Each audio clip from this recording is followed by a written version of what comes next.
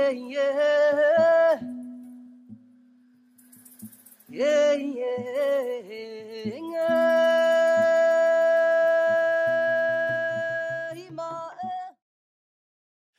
name is Augusto Juncal. I am from Brazil, from the province of São Paulo, where I am militant of the movement, of the Landless people movement, MST, the acronym in Portuguese. We are an organization that we, the rural poor, organized ourselves into this organization. We are 33 years old, but we started organizing ourselves since the end of the 70s. From the 78, we start carrying out the first land occupations in Brazil. We was created through a group of peasant people who couldn't access the land in a country that was living under a dictatorship. And then that when the foreign capital was investing a lot in Brazil, buying a lot of land, evicting the people, moving the people from their own provinces to very distant provinces, to colonize those provinces, to enter into the Amazon forest. So then one group of peasants, they refused to do that. And then we said that at that moment that there were land where we were, but there were also a lot of land conflicts, because we have the rural poor who wanted land, and we have the big farm owners and the big companies who were also acquiring lands. But we decided to occupy the lands by force and then press the government to come up with a solution to the huge number of people that didn't have land and needed the land to work. So we started occupying lands in Brazil in the end of the 70s. And then we were created officially as a movement in 1984. Because in Brazil, many groups of landless people were occupying lands at the same time. So what we did is we looked at all these occupations and we joined them in a meeting, all the leaders of these occupations in 12 provinces in Brazil. And then in that 1984, we officially created the MST.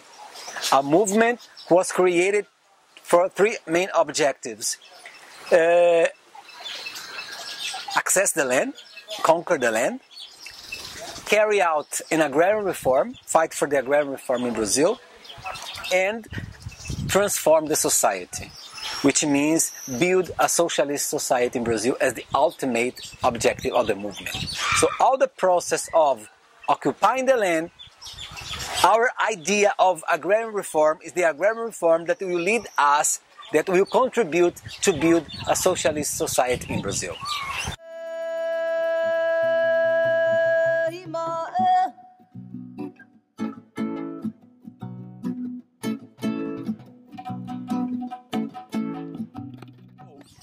Latin America and Africa has been historically the most exploited continent by colonization. And then now we are in a moment of a new colonization where the transnational companies is taking over the lands, the natural resources of Latin America, mainly in a country, huge country like Brazil, where we have big rivers, we have minerals, we have forests, we have biodiversities, we have very fertile lands. And then Africa is suffering the same situation.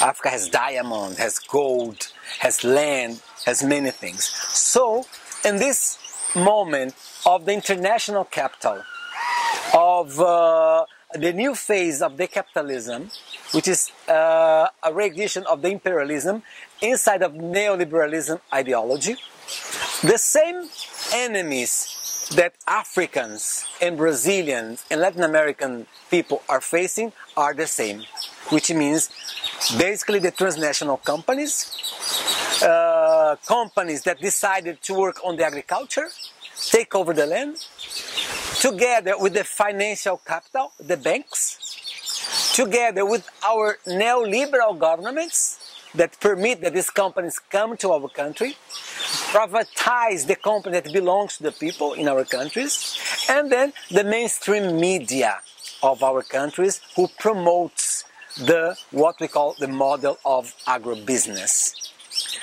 Africa is very strategic for us. First of all, because it's the most exploited continent. Africa has suffered much more than what they did in Latin America for the huge richness that Africa has. But for example, in Mozambique, you have one company, mineral company, that exploits mineral. That is what is to be Brazilian company. But the neoliberal government of Brazil privatized the company Vale do Rio Doce. Now it belongs to the banks and to the international capital. And now they are not only operating in Brazil, taking the lands in Brazil, killing the population in Brazil, but now they are in Mozambique doing the same thing. In Mozambique also, there is another project that was created between the government of Brazil and the government of Japan, which destroyed huge quantities of land in Brazil to produce soybeans for exportation. This same project now, the big landowners in Brazil, the Brazilian farmers, the white Brazilian farmers, they're applying this into the savannas in Mozambique. And not alone to tell you that the same companies, Nestlé, Parmalat, Syngenta, Cargill, Bunge, they are now the real enemies of the people, of the countries, and of the governments. So these companies, the same company that operates in Brazil, like Syngenta, which is an European company, Monsanto is an American company, they destroy the agriculture, they destroy people's life in America Latina and Latin America and also in Africa. So in this sense, it is important for us to understand how these companies are operating in every country. And then we, the movements who are fighting against them, must join forces to fight the model of agriculture they are proposing to our countries, to our continents.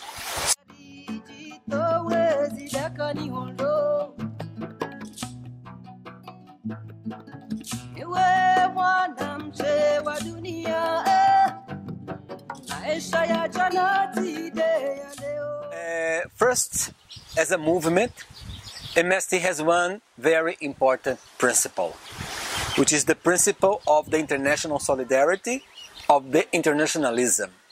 But of course, the solidarity we're talking about is the proletarian solidarity. It's the solidarity between the working class in the world.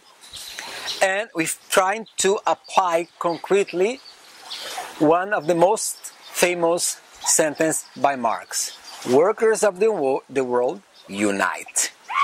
And then at this struggle now, being international, with the neoliberalism, the new edition of the imperialism, it's mandatory that the whole working class, rural and urban in the world, they exchange experiences. They know each other's struggle. They know what's happening in every country.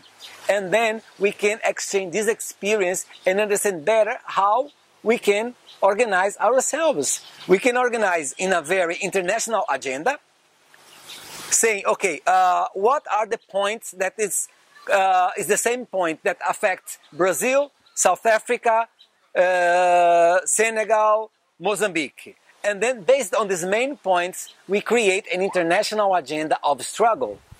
Besides that, we also carry out the struggles in our countries, according to the local culture, to the sense of the people, dialoguing with our societies, because we have different, sometimes view or way of doing things. So these things must be respected. But we must have also a common international agenda of struggle to be able to face these powerful enemies that become more powerful than governments nowadays.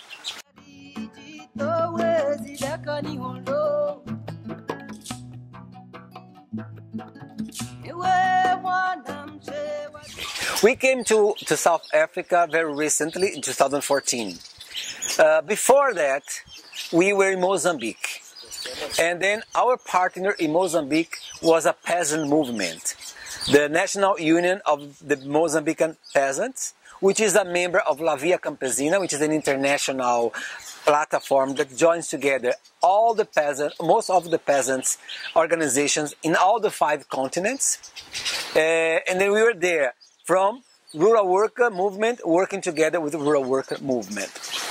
But South Africa now is a very interesting country in terms of struggles.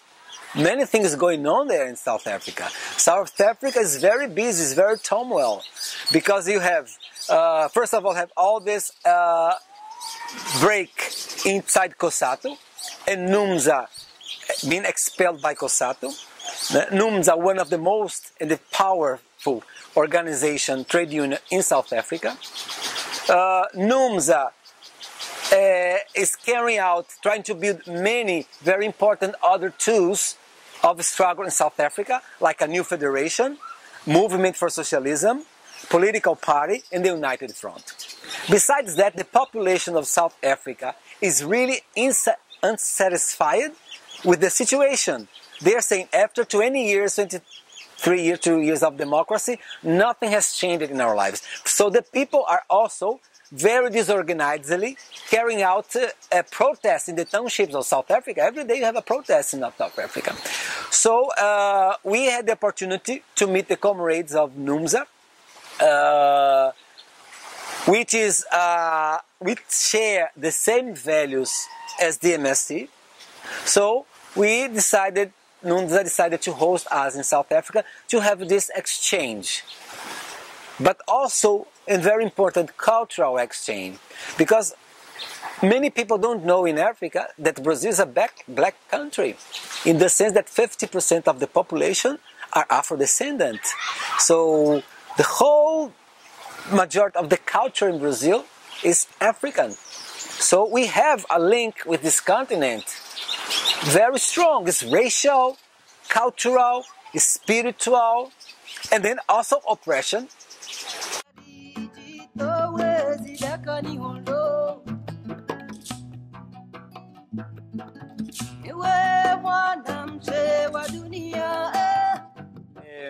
Then, because we were working together with NUMSA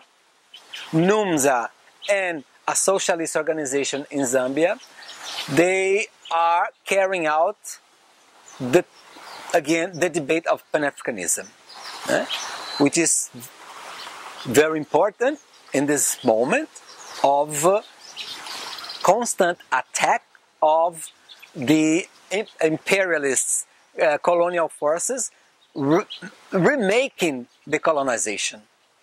So in Africa, the debate is Pan-Africanism. And in Latin America, it's Pan-American also. I mean, how can we join together in Latin America? And then how here the people are debating Pan-Africanism. But the idea is that this Pan-Africanism could be a broader concept, because Africa is not only Africa now. We are all the blacks and Afro-descendants in the diaspora that was expelled from this continent. We have many, as I told you, all this cultural, spiritual, racial connection with Africa. And then also, the Pan-Africanism is a topic that is not only related to the governments, between governments, no, it's people with people, organization of the people debating and then building or rebuilding this concept. So we have this task of studying a lot the history of Pan-Africanism, studying a lot the history of Africa outside the continent, and then together with the part of us that is Africa, try to understand Africa, and Africa try to understand also what's being black outside Africa. What's being black in Brazil, what's being black in the United States, what's being black in Haiti. For the next 3-4 months, I don't know, because this is a process. It's a process, just beginning. We know that the attacks of the imperialism is just behind us. You must hurry, but we cannot run with the processes. Otherwise, the process will not be strong enough. We have to do it make it ripe, make it grow. People understand. When they understand, they defend it really. Otherwise, you're going to be imposing process on the people without people understanding. So this will take us some time for people to participate, to debate, and then we can build this Pan-Africanism debate in.